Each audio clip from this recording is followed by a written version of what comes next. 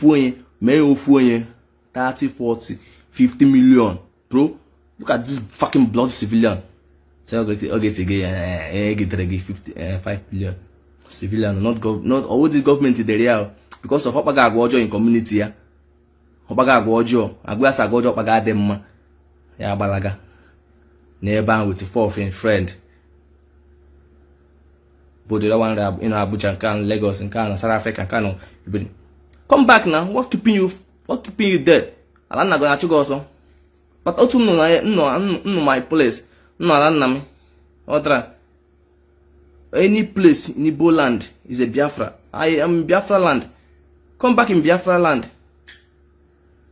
Let me put score. In Biafra land. Don't buruba. Just they make my hair. I put 5 million in your head.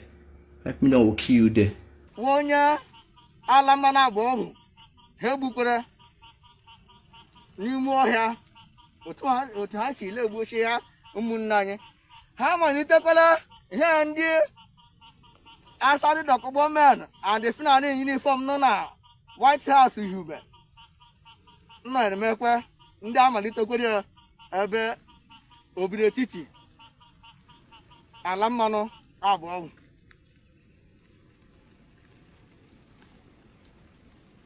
Ifanye okura. Oh, onye na gbara onwe ya mbọ. O innocent so. Wokuro bia. Kandi agburu. Anu agwa unu Biafra silile ndị mba ụwa niile n'ebe ọbụla ha nọ dị iche iche unu leme ihe niile ala ebogharị ndị izu ọgụla ebo jatụ dị Yahoo mpaka igwe na ọya magbuwe kemgbe jatụ dị Yahoo Nigeria terrorist bandit within Nigeria politician gbakara aka mee meeting were poison nye poison kemgbe aha Ifeanyi jatụ dị Yahoo na anụ n'olie mana asụm Biafra silile chichakwa ha n'ekpere ka ha enwe ike wee gbake ugbu a ọ ga-agbahụ mba ụwa niile n'anya Helile wo ndị Biafra silile ọ ga-agbahụ n'anya unu so jatụ dị Yahoo gbochi ya kemgbe jatụ dị Yahoo na-anụghị ya unu ahụ n'aka asarị dọkụgbọ men isi egbochi ya innocent so bụ ndị Biafra ha na-afị naanị in uniform.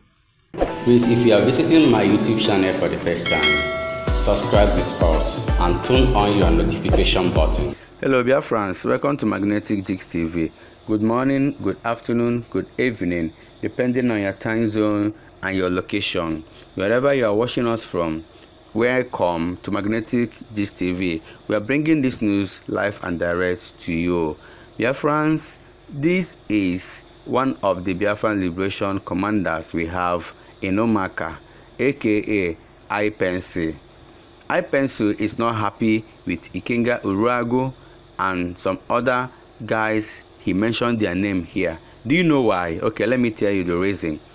They placed a 5 million naira banquet on his head and some other commanders in Omaka, telling the citizens and the residents of Omaka, Olo, to help the security personnel to expose Ipensi and other Biafran liberation guys in Omaka, that whoever can lead the security, the Ebubago guys and the Musa guys to the capture or the buying of Ipensi and other Biafran liberation army, that they are going to pay that person 5 million naira. There are 5, I think. So 5 of them is 25 million naira. So Ipensi is not happy. Ipensi has said that the money is even small. Now why should they even place 5 million naira banquet on his head? That his head or he worth more than that. He asked those people that if they are man enough, they should come back home. That they should not be in diaspora and be placing 5 million naira banquet on their heads.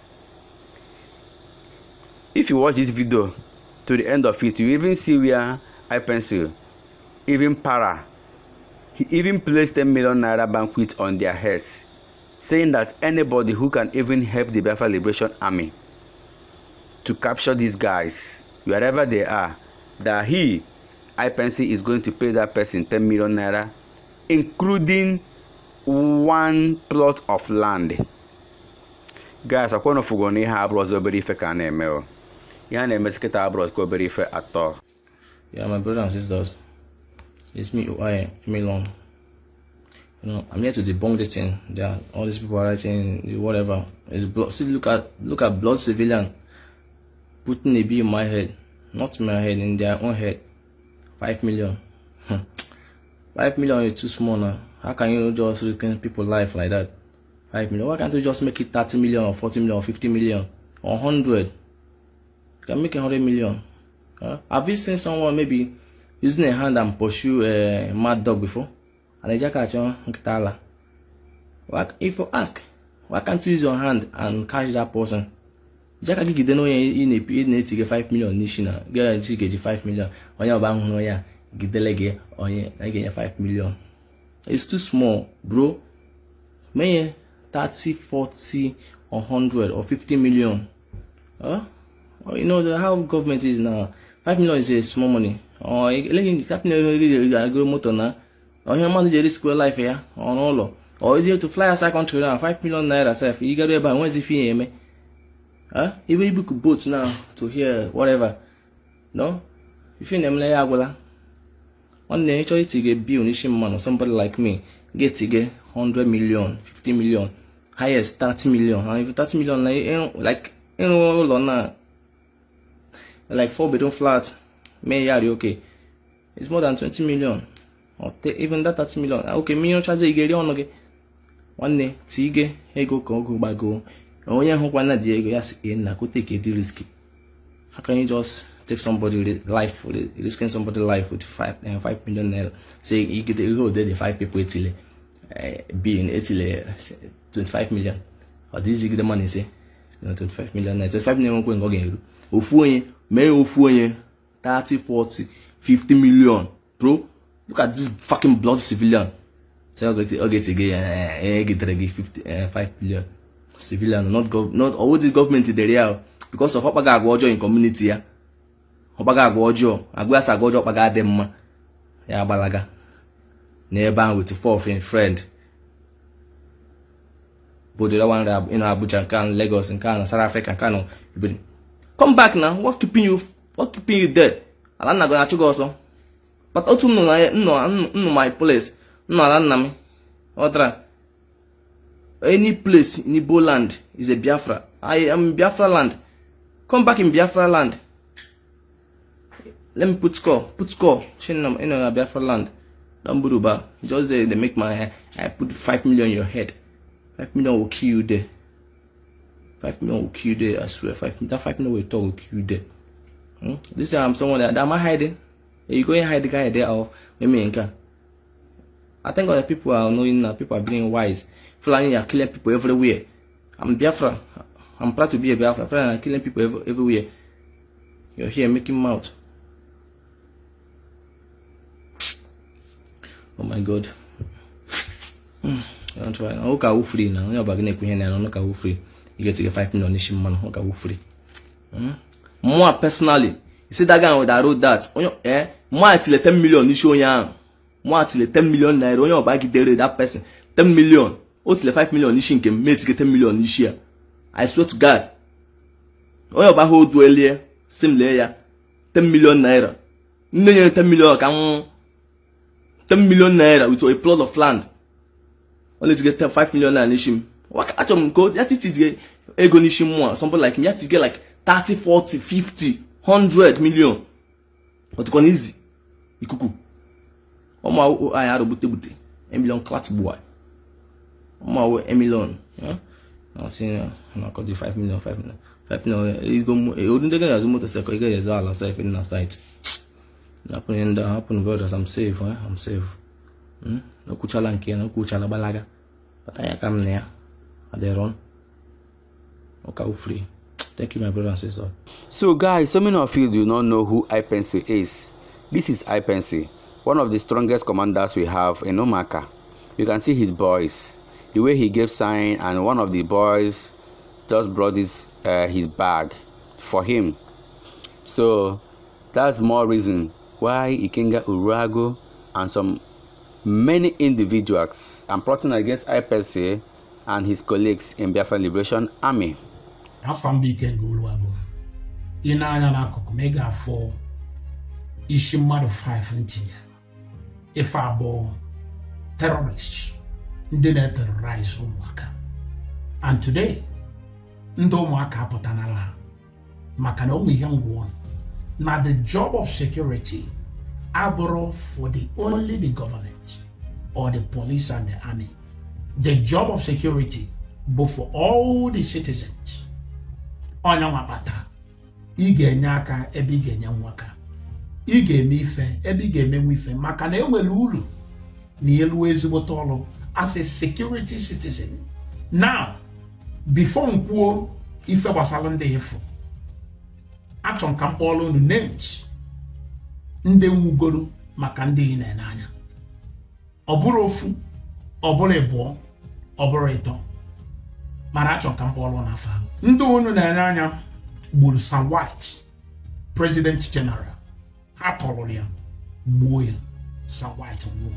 Ndị unu na-ene anya gburu Uchenna Eguzozie aka Mabutu from Amako. Ha gburu ya, ọ nwụọ. These people na-ene anya gburu Anayo Agocha, a community leader from Oba community. Egburu ya, ọ nwụọ. Ndị a unu na-ene anya gburu a community leader a na-akpọ Kelechi Iwunnakwe aka Agbalụsịa. Ha tọrọ ya, gbuo ya, ọ nwụọ. Ndị a gburu Chief Akwụwalụ, a grandfather, nwoke dị more than old enough to be their grandfather, mana ha kpọrọ ya, gbuo. Ndị a ị na-ene anya gburu Chari Igwebike, and his car was hijacked. Ndị anụnwa gburu Ifeanyi Samuel Ogbonnia aka Feel at Home. Ndị anụnwa gbukwara another Ifeanyi Ugudele from Amako. Ndị anụnwa nọfụrụ gburu DJ Sharp. Ndị anụnwa gburu 63 years old retired police Marcel Nwawuba. Ndị anụnwa gburu Chigozie Onwuneme. Ndị anụnwa gburu Ọkpala Tochukwu. Ndị anụnwa gburu Stanley Ojiwulu. Ndị anụnwa gburu Iwuala Emeka and many others. If I go just to mention but few, ndị gburu ha bụ ndị ọnụ na-anya ebe. Now, somebody apụtago from ụmụaka wee tinye 25 million naira n'isi mmadụ niile. If you can give us information that will lead to the arrest, or they are one specific place, you don't need to go with us. You don't need to show your face. You will be protected and your information will be protected. The only thing I trouble, why nebendano, mobile how to get them. You put them hania a gem wataha bomb again 5 million naira. Imana Abromonia na putabia kui fama show. This information enyelemia can kuye and say how wait. Can they show no nye kwelumkwa ega anwa oga kuya no bona enwe anybody with information. And by the end of the day they proved no nye kwelumkwa ega anwa ya kuya. All you need to do, give us the information and be very sure neje haneba na ge mudonya banda ama tuonda aka suohimi gosia yebe hano 5 million gabon kegi inweta nwo 5 of them 25 million naira gabon kegi. You don't need to show police your face. You need the hoka police malon ogewane. Just write to me and it is send a message. Email Twitter. If you Ikenga Uruagu, send here na my inbox. Ikenga Uruagu kenne kuya afu Ikenga Uruagu kebu about 4,000 or 5,000 followers. He send them a message about me without the message. Or Nature you man matter what to do. A ball cash. A ball cash also. Mabobo ni ji number ijele. A ball ijele. Igwe ijele nature kamona upu. Mona get pacha. Your information and you the informant will be protected. Just Swondi Imigosia Ebehano and 5 million will be yours. If I know about my information to you people, then I suffer, and then I turn to ISU when we go. If I have your opportunity, and I will advise you to take advantage because no one abaruzo will emba omanshi. Biafran. Biafran. Biafran. I'm a johore lekele ọhanweze mbọ ha niile. Good morning, good afternoon, good evening. No matter your location and your base. Ụbọchị taa ahụ 28 of September 2025.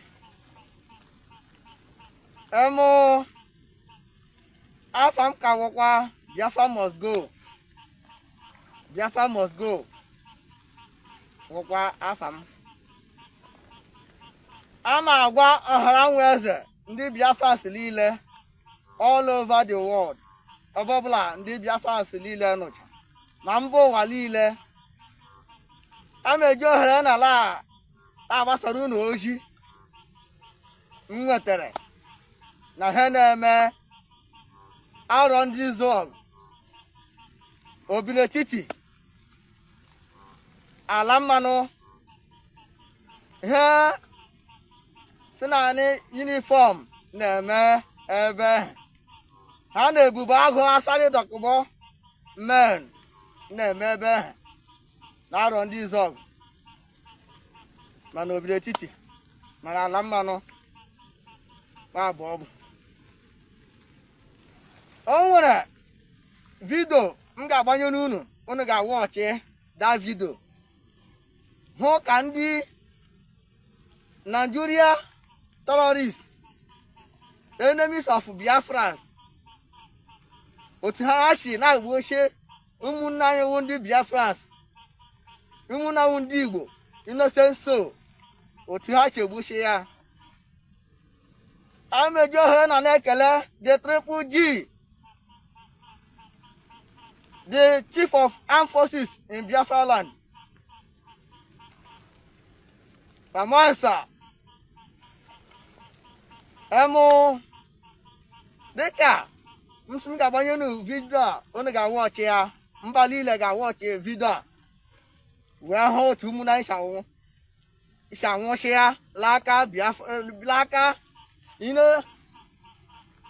people kpọrọ onwe hụ Nigeria zone, Nigeria terrorists, ndị ebubo agụ asarị dọkụbọ men, ndị arọ ndị zọgụ plantịrị n'ime hụ kpọpụtara n'ime hụ ha na-abịa egbuchi ụmụnne iwu ndị Biafra innocent soul.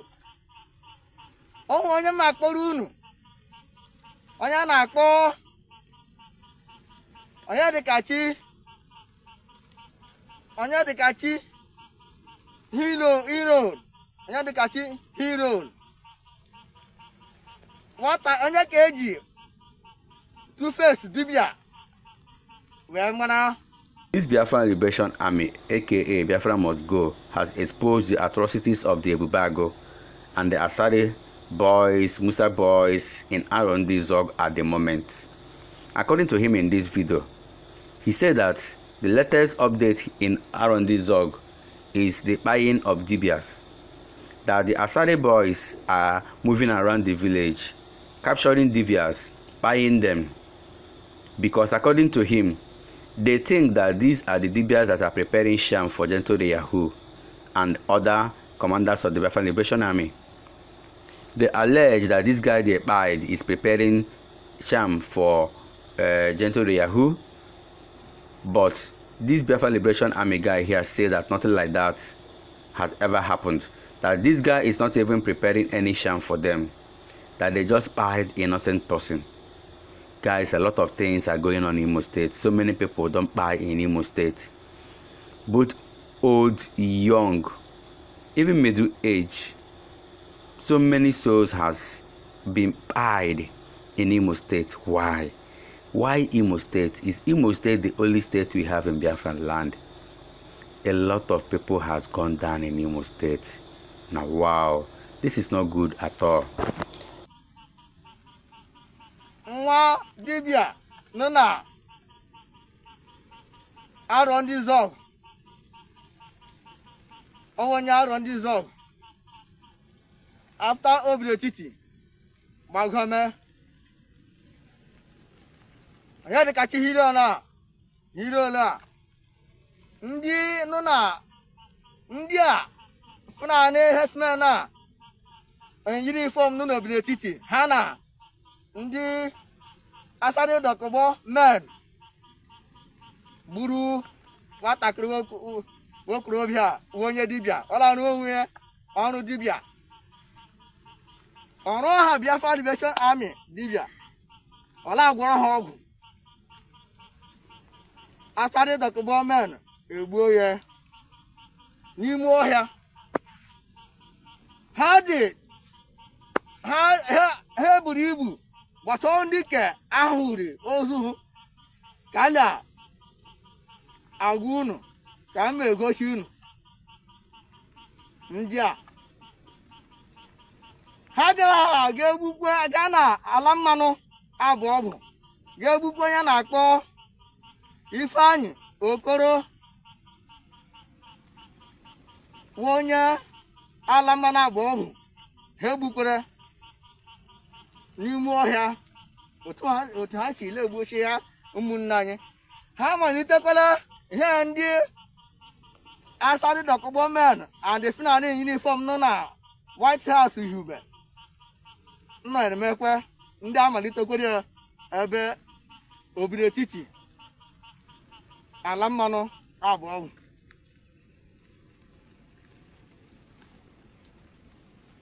Ifeanyị Okoro a ọwụ onye na-agbara onwe ya mbọ onye na-ese nso nwokorobịa ka ndị agburu.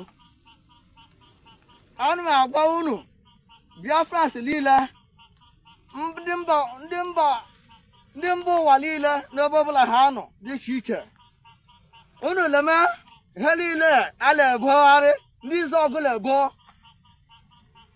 jatụ dị Yahoo mpaka igwe na ọya magbughe kemgbe jatụ dị Yahoo Nigeria terrorist bandit within Nigeria politician gbakọrọ aka mee meeting were poison nye ha poison.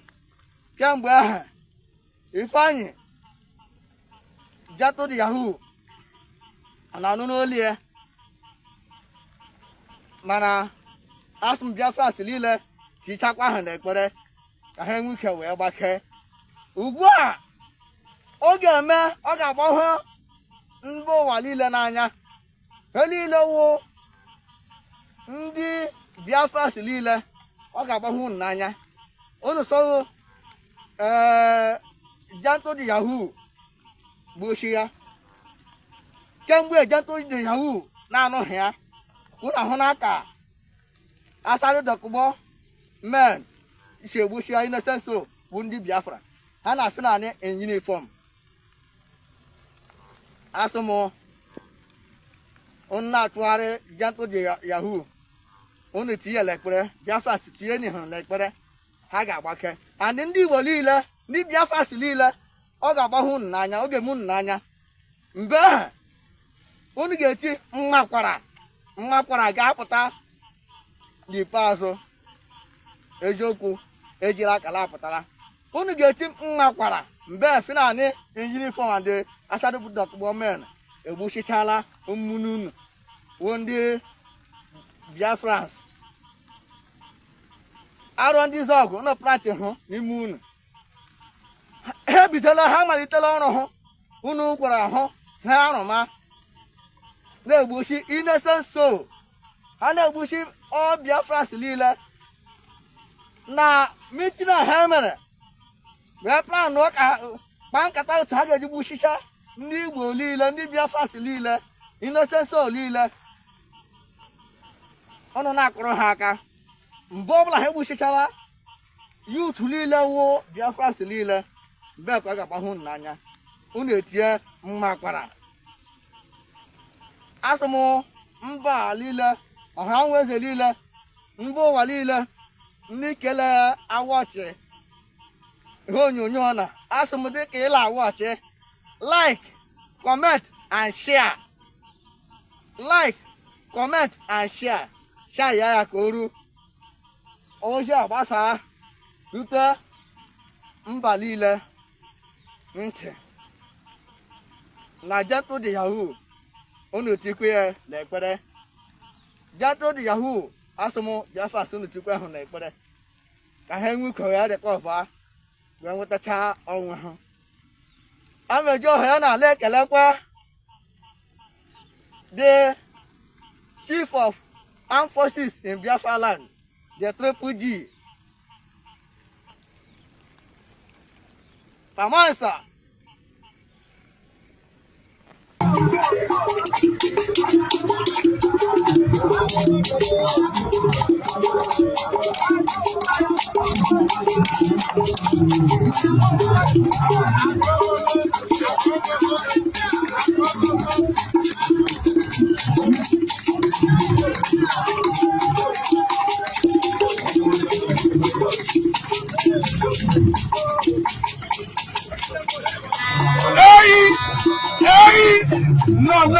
No.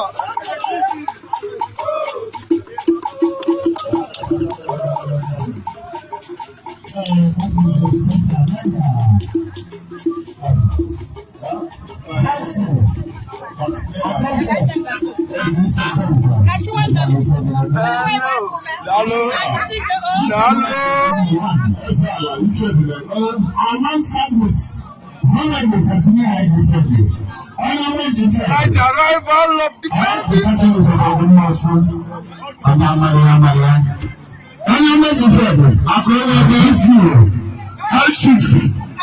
Alongside the Security Committee of Abumbashi General, independent of High Chief of the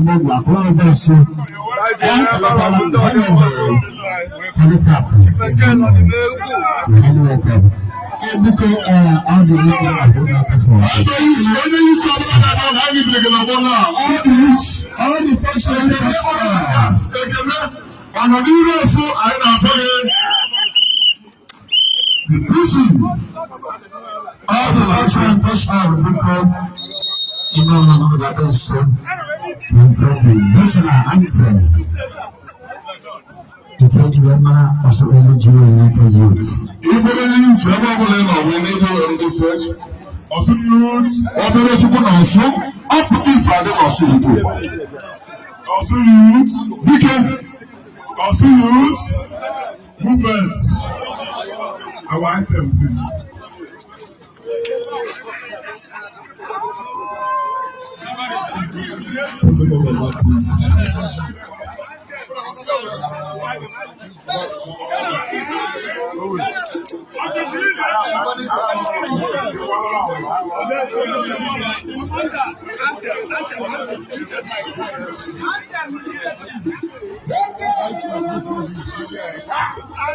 Also youth, movement.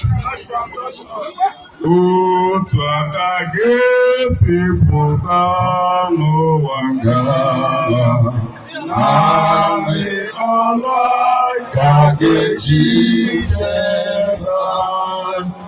Utwakage siputano wangala Nani kage jichetan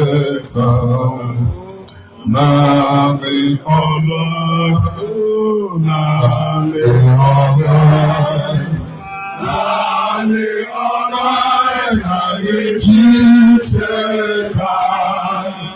Utakagesi Utano Wakala, Nami Allah, Nami Jitetan, Nami Allah.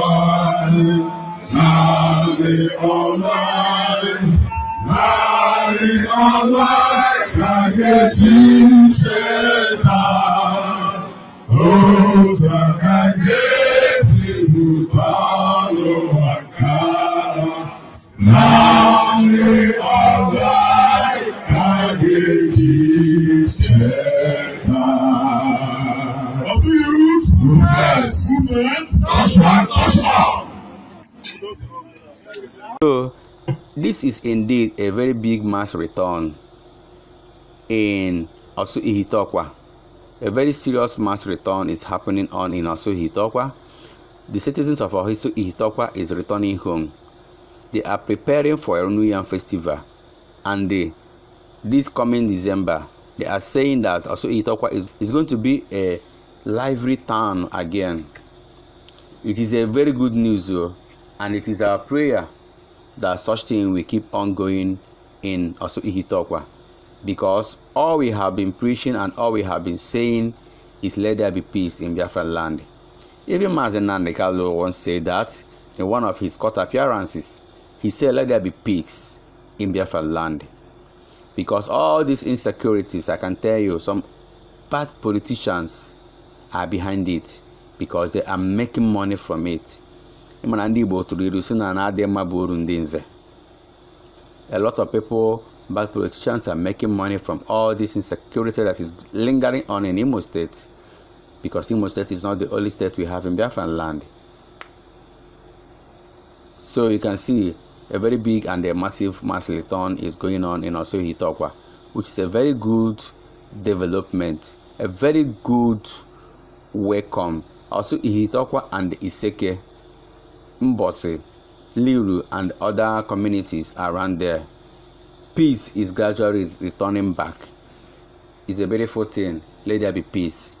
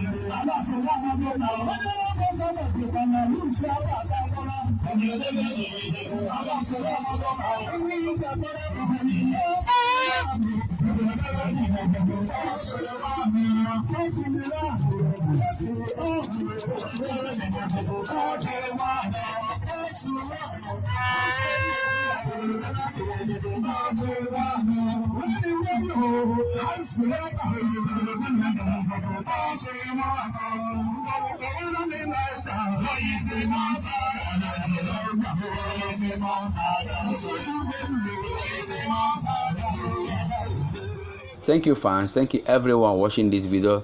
Remember to subscribe with us, Magnetic Dicks TV, for we remain the best. Can we interact in our comment section? We all love you. Bye.